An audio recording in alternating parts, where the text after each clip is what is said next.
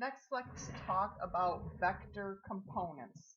Vector components means the two parts that make up a single diagonal vector.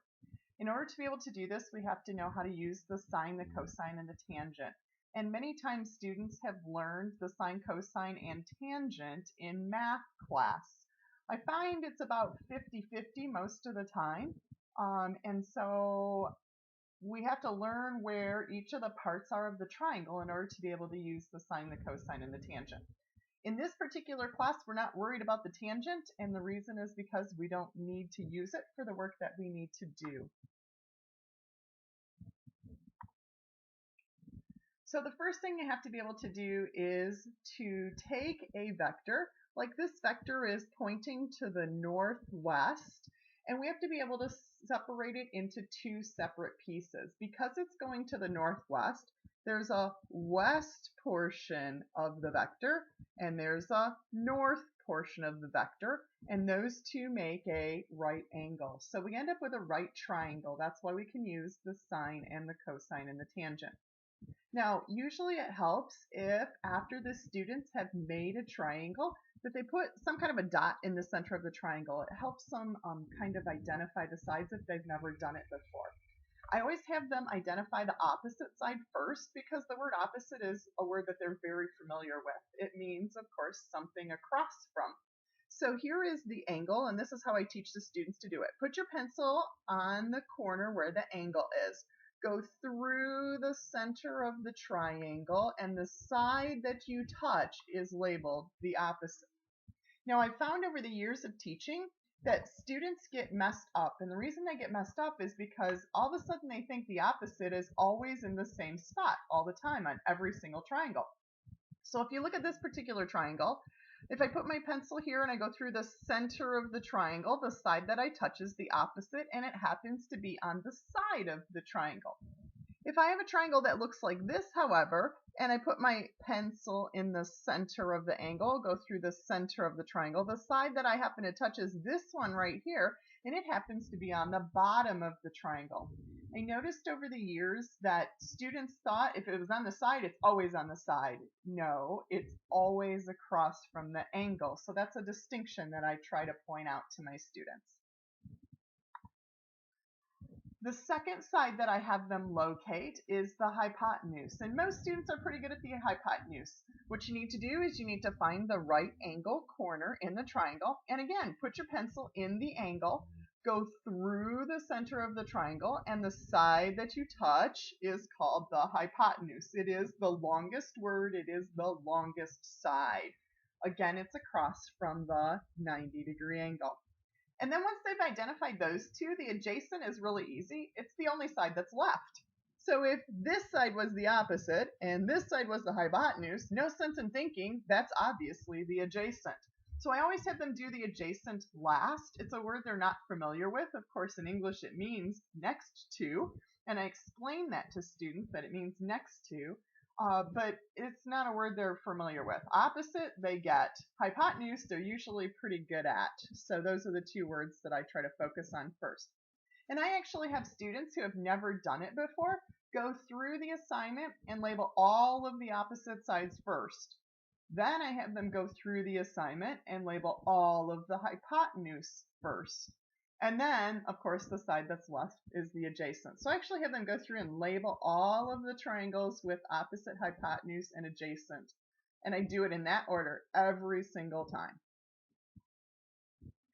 After they've labeled the parts of the triangle, the next thing I need to do is I need them to get to the point where they're taking this force vector, the one that's going at a diagonal, and they're breaking it up into two pieces, a force that's going in the x direction and a force that's going in the y direction. Now, sometimes those directions are positive and sometimes those directions are negative. And what I try to get them to think of is literally an XY axis.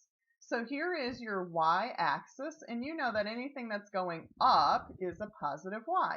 So if I have an arrow that's pointing straight up, that's going to be my positive y. Again, if I have an arrow that's pointing straight up, that's going to be my positive y.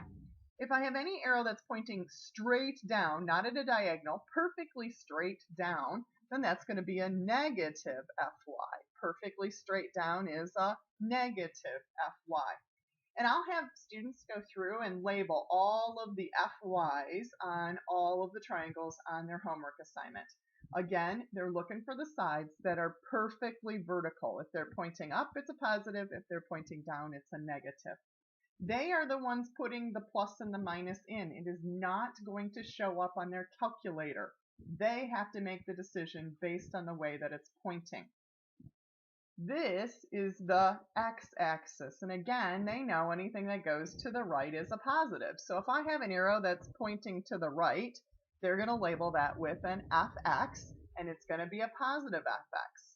This is pointing to the right, it's going to be a positive fx. Again, anything that's pointing to the left is going to be a negative fx. And these vectors, depending on which way they were pointed, I broke them up into different pieces. Again, you can think of this as pointing to the southeast. So there's a south part, which is going to be your y, and then there's an east part, which is going to be your x. So if you want to relate it to directions, you can kind of do that as well. If it's pointing east, it's a positive x. If it's pointing west, it's a negative x. If it's pointing north, it's a positive y, fy, force in the y direction. If it's pointing to the south, it's a negative fy, a force in the y direction.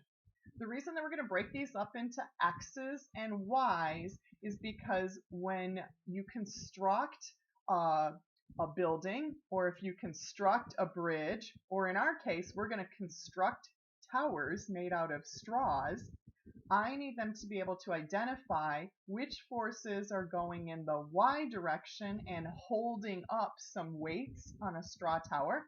And then I need them to be able to identify the forces that are going in the x direction, because a negative x is going to have to balance out with a positive x so the tower doesn't tip over. If they're perfectly balanced, then the tower won't tip.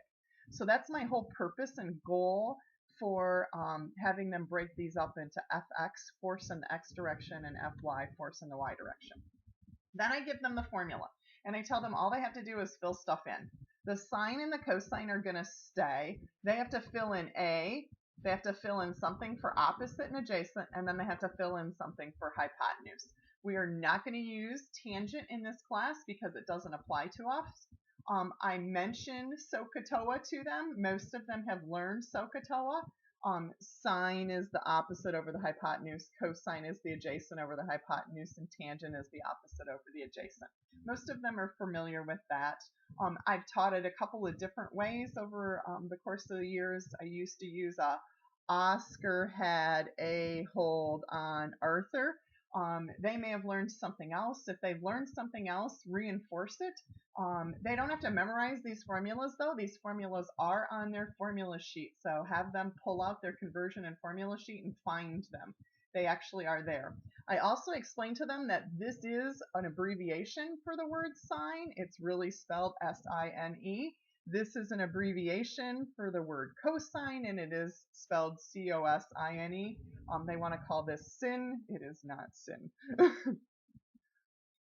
So anyway, then what I end up doing is I have them writing down the formulas. I have them write down the sine formula. I have them write down the cosine formula, the sine formula, the cosine formula, the sine, the cosine, the sine, the cosine for every single problem. So by the time they're done, they have all of the opposites, hypotenuse, adjacents labeled. They have the sides that are perfectly vertical labeled with fx's.